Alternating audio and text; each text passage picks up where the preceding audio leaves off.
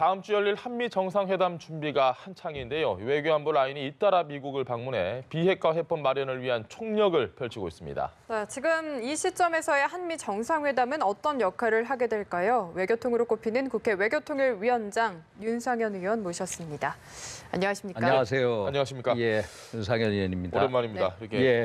방송에서 뵙는 건 정말 오랜만인 것 같은데 예. 근황을 좀 얘기해 주시죠. 어떻게 지내셨습니까? 제가 국회직 당직을 맡은 게 벌써 한 4, 5년 된 것 같습니다. 예. 그동안에 지역구 활동, 또 상미 활동 열심히 했고요.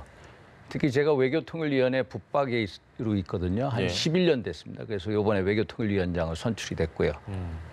또 이제 11년 동안 외통위? 예, 외통위만 저는 붙박이 정말 됐습니다. 외교통이시네요. 예, 그래가지고 아마 요새 이제 외교 안보 문제, 또 남북 문제 현안이 많기 때문에 이제 앞으로 자주 뵙도록 하겠습니다. 알겠습니다. 자주 불러주십시오. 예. 그럼 본격적으로 이야기해보겠습니다. 예. 한미 정상회담이 다음 주에 열리는데 예. 북미 간의 비핵화 해법 간극 얼마나 좁힐 수 있을지 지금으로서는 해법이 안 보이는 것 같습니다.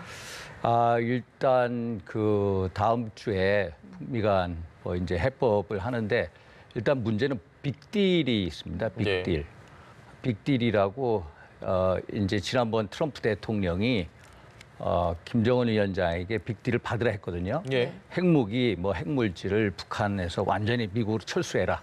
핵시설도 완전히 철폐를 해라. 예. 핵 프로그램도 완전 신고를 해라. 등등. 또 생화학무기도 완전히 없애라. 또 국제 사찰단이 들어갈 수 있게끔 해라. 이런 식으로 했는데 그거에 대해서 완전히 이제 김정은 위원장이 못한다. 그건 할 수 없다. 예, 이런 식으로 해서 결국은 지금 꼬이고 있는 상태입니다. 예. 네. 그래서 우리 정부 역할이 좀 중요한 것 같은데요. 예. 한미 간의 관계에 대해서 문제가 없다는 측도 있는 것 같고요. 예. 좀 엇박자를 내고 있다는 입장도 있는 것 같습니다. 의원님 보시기엔 지금 어떻습니까? 지금 한미 동맹 관계가 공고하다고 하는데 여러 예. 가지로 엇박자가 있는 게 사실입니다. 지난번에 이제 그 북미 하노이 회담이 결렬된 예. 이후에 우리는 가장 먼저 대통령께서 개성공단 금강산 관광을 바로 재개하자 이런 예. 식의 얘기하지 않았습니까? 그런데 미국에서는 전혀 그 생각을 안 하고 있거든요. 그래서 지금 북한 문제를 바라보는 데 있어서 예.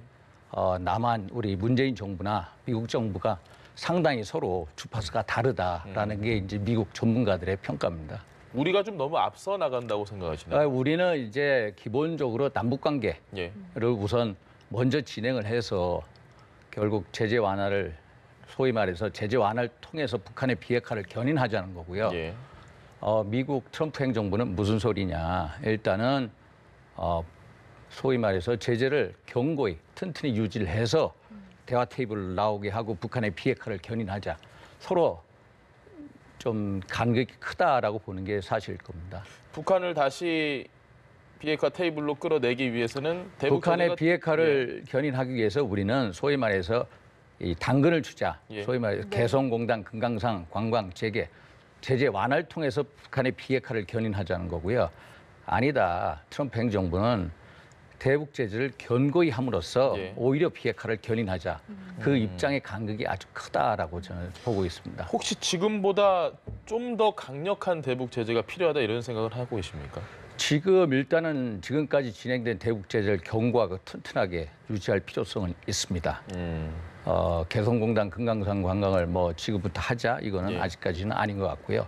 현재 견고한 튼튼한 제를 이어가는 게 가장 중요하다 이렇게 봅니다. 트럼프 대통령이 현재 대북 제재는 지속하겠다 하지만 추가 제재는 없다. 이게 지금 어디에 방점이 찍혀 있다고 보십니까? 결국은 지금 이제 북미 회담이 결렬된 이후에 예.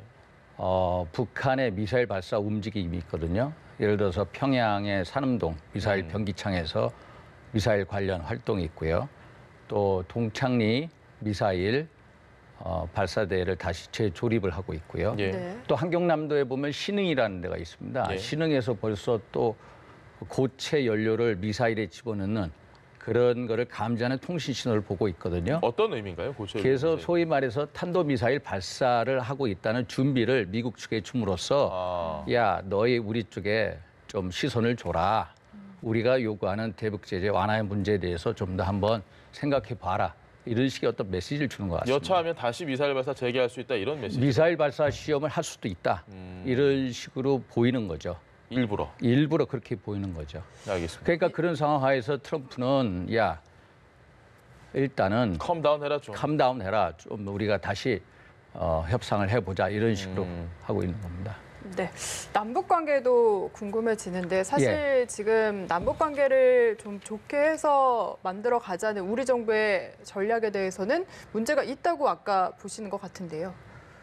아니 지금은 이제 우리 행정부는 남북 관계를 견인을 하는 데 있어서 금강산 관광 개성공단 재개를 해서 남북 관계를 견인하자는 거고요. 예. 예. 그거에 대해서 트럼프 행정부는 그럴 타이밍이 아니다. 지금은 대북 제재를 견고하고 튼튼하게 함으로써 북한의 비핵화 협상을 하는 게 중요하다. 이런 입장입니다. 지금 우리 정부가 보면은 남북 간의 합의서 내용 있지 않습니까? 예, 뭐 예. 유해 발굴이나 연락사무소 같은 내용은 북한에 뭔가 호응이 없어도 계속 추진하자는 입장인데 여기에 대한 생각은 어떠신가요? 그런 어떤 이제 소위 말해서 요번에 빅딜 문서에 보면은 예. 북한의 비핵화만 요구한 게 아니라 소위 말해서 연락사무소 문제, 또 유해 발굴 문제, 경제협력 문제 이런 것도 다 미국이 제시를 했거든요. 네. 미국으로서 할 걸 다 했습니다. 문제는 북한의 문제다. 북한이 완전한 비핵화 의지가 없는 게 문제라는 거죠. 예. 사실 북한의 김정은 위원장이 비핵화를 하겠다는 게 벌써 1년 가까이 됐거든요. 예. 그것도 1년 내에 완전한 비핵화를 하겠다고 트럼프 대통령, 아니 우리 문재인 대통령한테 약속을 했어요. 예. 그런데 지금까지 완전한 비핵화를 위한 실질적인 조치가 뭐가 있습니까?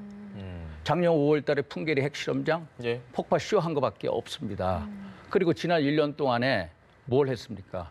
핵무기 6개를 만들 정도의 핵물질을 몰래 개발을 해놨어요. 그러니까 완전한 비핵화를 믿을 수가 없는 거죠. 알겠습니다. 결국은 김정은 위원장이 완전한 비핵화에 대한 핵 결단, 의지를 보이는 게 가장 중요하다. 이 말씀을 드립니다. 남북 관계를 정립해 나가는 데 있어서 네. 물론 청와대도 중요하지만 통일부 장관의 역할도 상당히 중요한 예, 걸로 예, 알고 예. 있습니다. 김현철 장관 후보자 지금 청문보고서 채택은 물론이고 절대 안 된다라고 한국당에서는 얘기를 하고 있습니다. 예, 예. 의견을 좀 주시죠. 그때 이제 김현철 후보자가 과거한 발언들 예. 여러 가지 국민의 의식 수준, 인식 수준하고 다른 게 그건 사실입니다. 예를 들어서 천안함 폭침에 대해서 우발적 충돌이라고 했는데 예. 당연히 북한 어뢰에 대한 이제 명백한 도발이거든요. 당시에 스웨덴, 영국 여러 진상조사단이 그걸 확인까지 예. 해줬고요. 또 2008년 7월에 박왕자 시피살 사건 그것도 한번 보십시오. 그걸 통과 의뢰라고 했는데 예. 제가 그 당시에 국립과학수사연구원의 그 검역 자료를 봤어요. 거기 봤더니 원래 그 세 발을 맞았는데 첫 발이 박왕자 씨의 오른쪽 둔부에서 왼쪽 둔부를 스쳐 지나갔어요. 아, 그건 괜찮은 예, 거네요. 스쳐 지나갔습니다. 그러니까 생명에 지장이 없었어요. 그래서 예. 푹 쓰러졌어요. 그러면 당연히 북한 군의 경계 근무 수칙상 그 사람을 살려서 생포하는 게 당연한 거거든요. 더 쏠 필요가 없는 거예요. 쏠 필요가 없었어요. 예. 그런데 7초 후에 다시 일어난 박왕자 씨를 등 뒤에서 두 발을 쐈어요. 그러니까 사망 원인이 뭐냐? 과다출혈이에요. 과다출혈. 과다출혈도 죽였어요. 그래서 그게 통과 의뢰 우발적인 사건이 아니라 그것도 명백히 계획된 의도된 사살이다. 예. 당시 MB 정부를 떠보기 위한 북한 군부의 의도가 작용을 했다. 그리고 이런 어떤 발언들을 보면 국민의 인식 수준하고 큰 차이가 있고 예. 그래서 국민 여론을 듣는다면은 그게 또 정치 아닙니까? 그래서 국민 여론을 무시하는 청와대의 어떤 그런 조치가 있어서는 안 될 것 같다 이런 생각이 듭니다. 그럼에도 불구하고 문재인 대통령이 임명을 강행을 한다라고 하면 대통령하고도 마찰이 좀 적지 않을 것 같습니다. 임명을 강행을 하게 되면은 일단 예. 실질적으로 법적인 조치가 완료가 됩니다. 예. 대통령은 청문보고 채택서를 우리가 채택을 하든 채택을 안 하든 적격 여부와 상관없이 채택 여부 상관없이 언제든지 장관을 임명할 수가 예. 있습니다. 뭐 한동안 냉각기가 있겠죠. 그런 판단입니다. 알겠습니다. 네, 이제 좀 국내 정치 현안 하나 질문 드리고 예, 싶은데요. 지금 보궐선거가 내일 치러집니다. 황교안 대표가 예. 힘을 많이 쏟고 있는데 뭐 축구장 유세 논란도 있고요. 김학의 전 차관 지금 사건 예, 예, 재수사 예. 문제도 있고 어떻게 좀 헤쳐나갈 거라고 보십니까? 일단은 비대위 체제 이후에 2월 27일인가요? 황교안 대표가 들어서서 예. 좀 당을 안정적으로 이끌고 왔고요. 선방을 했고 또 일단 김학의 사건 가지고 자꾸 연루된 식으로 억측으로 몰아가는데 민주당에서 민주당에서 또 예. 다른 당에서 예. 그거는 좀 과다한 정치 공세다. 제가 알고 있는 황교안 대표는 아주 강직하고 바른 분이다. 예. 좀 어떻게 보면 이 FN 같은 분입니다. 그래서 일단 그걸 가지고 뭐 정치적 난관에 봉착했다 얘기하는데 정치적 난관 그거는 아니고요. 예.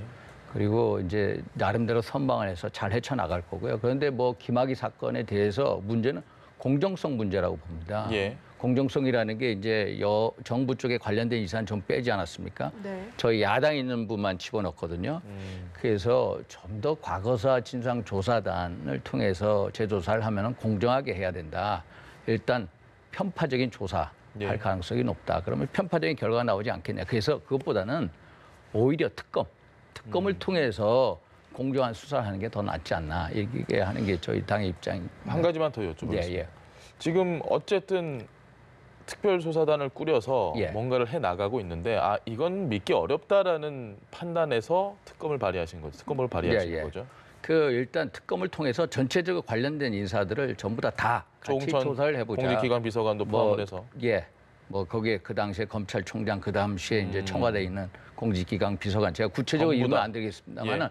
전부 다 그 사람들을 다 포함을 해서 일단은 이제 특검으로 조사하는 게 훨씬 더 공정한 수사에 맞지 않냐 이런 판단입니다. 알겠습니다. 마지막으로 조금 전에 상벌위원회 징계 예, 결정이 나와서 좀 여쭤보자면 그 예. 황교안 대표의 축구장 그 불법 유세는 좀 문제가 있었다고 보시는지요? 그렇다라기보다는 일단 그쪽에서도 경남 그 선거관리위원회 전부 다 미리 의뢰를 했다는 거 아닙니까? 예. 의뢰를 해서 별 문제 없다. 답변을 받았다. 받아서 거기에 간 거거든요. 예. 그러면 실질적으로 책임을 져야 되는 건 선거관리위원회죠. 자꾸 황교안하고 뭐 강기훈 후보한테 하는데 그거는 다른 당의 정치 공세죠. 선관위가 책임을 져야죠. 근데 왜 선관위에 대해서 말이 없습니까? 선관위가 무슨 성역입니까? 아니다. 선관위가 책임을 져야죠. 알겠습니다. 선관위 요건 해석을 받아서 갔으니까 당연히 선관위 책임이다. 이렇게 생각합니다. 알겠습니다. 네, 알겠습니다. 국회 외교통일위원장 윤상현 의원과 함께 이야기 나눠봤습니다. 자주 나와주십시오. 예, 말씀 감사합니다. 예, 고맙습니다.